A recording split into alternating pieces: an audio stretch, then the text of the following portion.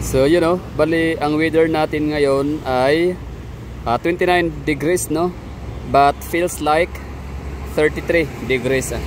So nakakatuwa lang kasi ang inyong abang lingkod is hindi na parang nocturnal na kung tatawagin ho natin, gawa nung laging gising sa gabi at tulog sa araw, no? Or late na sa umaga natutulog. Pero ngayon parang body clock ho natin ay nabago na, like natulog tayo na maaga tapos nagising na ho tayo ng maaga din.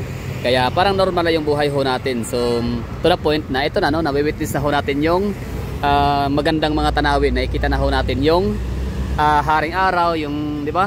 Yung liwanag sa araw. Hindi na ho tayo parang paniki, di ba? Hindi na ho tayo parang caveman ito na tulog. Ibig ko sabihin na sanay sa madilim. So ito na, nakikita na ho natin yung yung normal, no, na temperatura, yung araw, klima. So dito ngayon sa Davao, yun na nga, 29 degrees Celsius, no? Feels like 33 naman siya. Pero ang lamig, ang ginaw, no? Ang ganda ng hangin, presko. So dito ho tayo ngayon nakatayo sa may ilalim ng Dakudao Bridge. Yan, connecting Buhangin and Dakudao, tapos Bahada, GP Laurel. So malaki talaga tulong ng mga greeneries, di ba? Ang laki talaga ng tulong ng mga kahoy, punong kahoy. Kasi nakapagbibigay talaga siya ng lamig ng hangin, presko sa hangin. Partida, Poblacion District. Nasa pinaka downtown Davao pa ho tayo nito, pero ang ganda sa pakiramdam, ang ganda ng ng klima, temperatura. So yun lang, bali mula rito sa natin kinatatayuan dito sa may ilalim ng tulay, sa may Dakudao Bridge ay pupunta ho tayo diyan sa may Abrisa de Ayala ngayon, no? So maglalakad lang ho tayo dito sa sidewalk hanggang sa makarating na ho tayo sa Abrisa Corporate Center. So shout out dyan ng mga Davawin nyo, no? So sana ay magustuhan ho ninyo itong ating hindi pangkaraniwang na gala, itong hindi pangkaraniwang na pamamasyal, no? Paglalakad-lakad sa kali ng Davao City. So parang hindi pa natin to nagawa, no, na pumunta dito, diba? Sa lilim na lang, diba? Pag may mga punong kahoy talaga, nakakapagbigay talaga siya ng ng preskong hangin sa mga tao. So ngayon, maglalakad na ho tayo dito from here papunta dun sa Abrisa de Ayala or Abrisa Corporate Center, kung saan matatagpuan yung napakaraming mga high-rise buildings.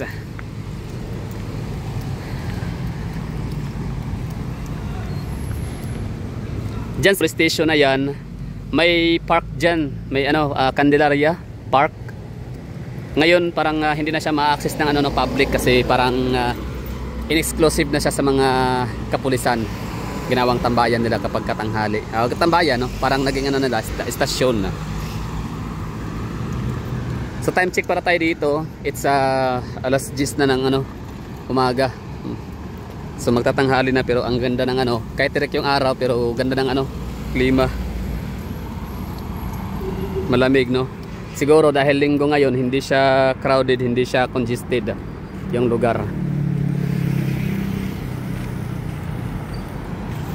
Ayan, daban tayo dito sa may Camellia North Point.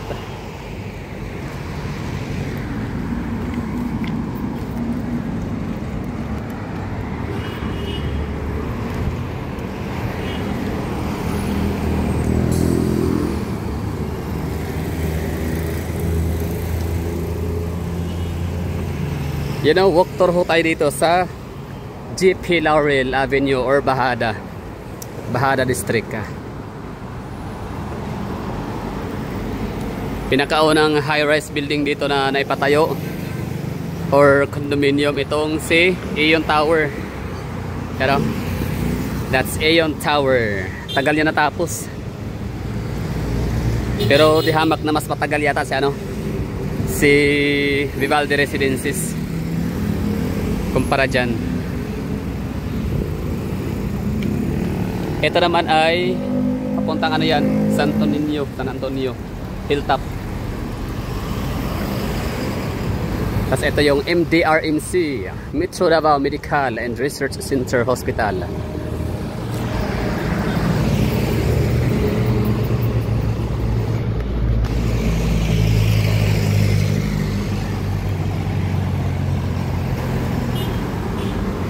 Diba nakakatuwa lang, no? Iba talaga kapag magiging normal yung iyong tulog or yung ano, body clock ba. Hindi ka na pang graveyard. Graveyard. Oh, para ka tayo na nagbe-BPO. Tulog sa umaga, gising sa gabi.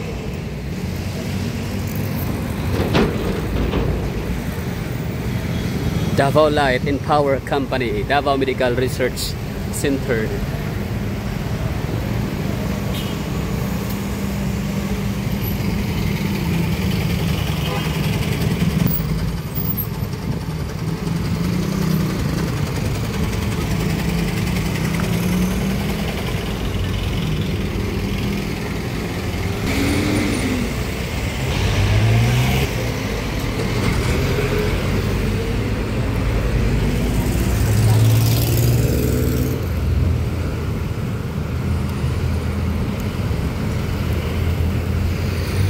O diba, mas lalong pinaganda ang ano dito, sidewalk. Mas inayos. Kasi maraming mga naglalakad dito. Lalo kapag kagabi. Mga estudyante, mga empleyado.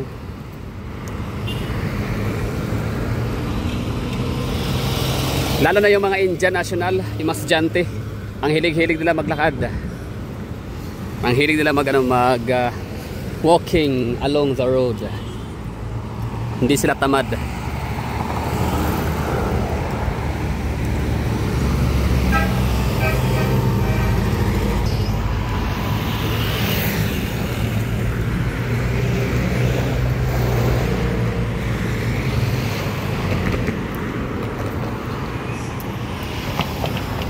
Diba no? Sobrang laki ng pinagbago ng ano, skyline ng Bahada.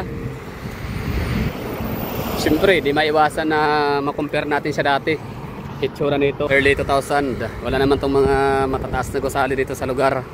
Yan na talagang ano, Price Business Tower. Tsaka yung land ko. Victoria Plaza, Dorian Hotel, siyempre. Pero itong mga to, wala. Ano yan, by Abida. Abida Tower.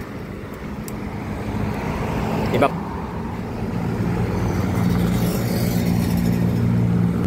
Iba pa rin talaga kapag ano no, yung isang lugar, good governance, 'di ba? Isa 'yan eh, good governance, tapos safety, peace and order, no? Okay yung peace and order sa isang lugar. Okay rin yung source of income ng mga tao. Kaya ang mga negosyante, ang mga corporation, talagang may engganyo ho sila na mag-put up ng kanilang mga business. Gaya na ito, 'di ba? Kung ang Davao City, hindi ho talaga sila pasado sa feasibility na ginagawa ng mga malalaking kumpanya, malalaking korporasyon, mga giants, diba? Mga business giants sa Pilipinas like Ayala, Simulan Masters, yung sa Mega World. Hindi yan sila magtatayo ng ano dito, ng mga townships. Hindi yan sila magtatayo rito ng mga condominiums. Dito sa Davao, sa mga hindi nakakaalam, ang mura ng mga bilihin ho dito, lalo na sa mga gulay at prutas. Except, Davao City na yata ang may pinaka low cost of living sa buong Pilipinas. May pinakamurang presyuhan sa mga bilihin, no? Except sa mga condominium, mga condos. Ang mahal ng mga condos sa Davao. Isa pala sa may pinakamahal, pinaka-pricey, pinaka-expensive na mga condominiums in residences dito sa Pilipinas ay Davao City. So Davao City ay low cost living, cheapest city in terms of mga mga bilihin, mga basic necessities, except mga condominiums, mga residences na mga bahay, apartments, condominiums. So ano kaya ibig sabihin nun? Bakit ganoon? Bakit napakamahal, no, ng mga unit sa Davao, mga condo unit?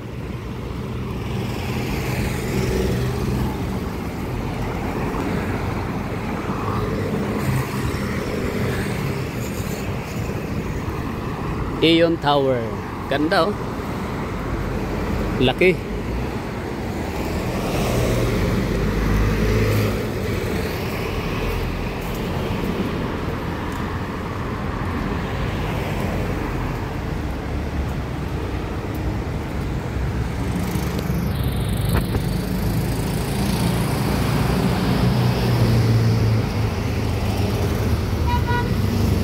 Ngayon, dito na tayo dadaan sa Robinsons area. Hindi na tayo doon dadaan sa may Abrisa sa harap pa. Kasi medyo malayo pa yun. Tabi na tayo dito. Caution, slow down, road construction on progress by City Team.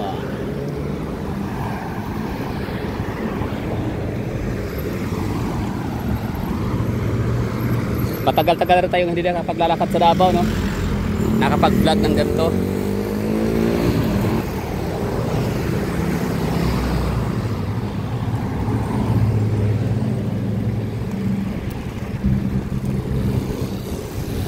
Duterte, kasamahan niya ang mga artista as endorser. Si Doc Annalyn. Ito yung area na to dito, di ko ito makakalimutan. Nag-collapse to dati.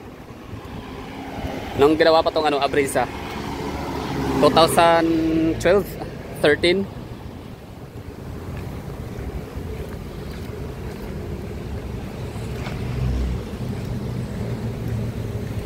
Oh, ito na yung Esperia Robinsons Department Store.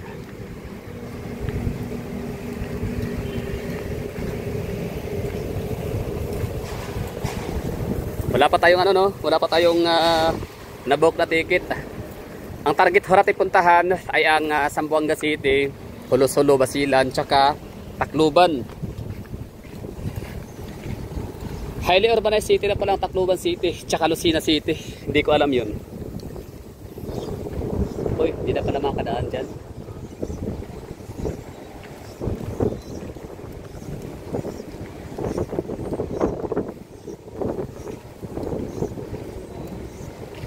Okay, dito tayo.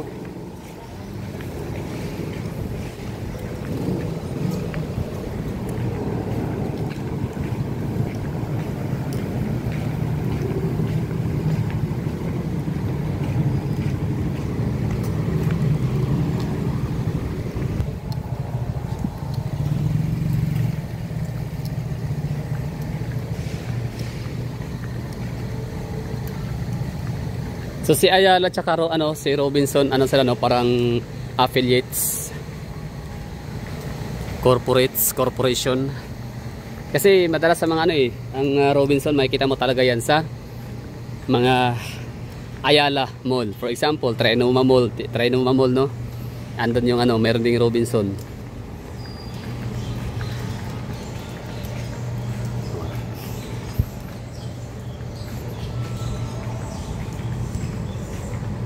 So ibig sabihin si Ayala tsaka si Gokongwei sila corporation or sila corpo,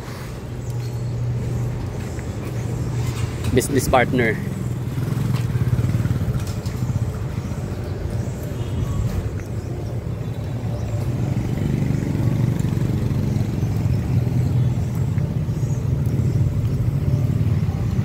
Okay na, dito na tayo sa loob. So maraming thank you sa mga nanonood dyan.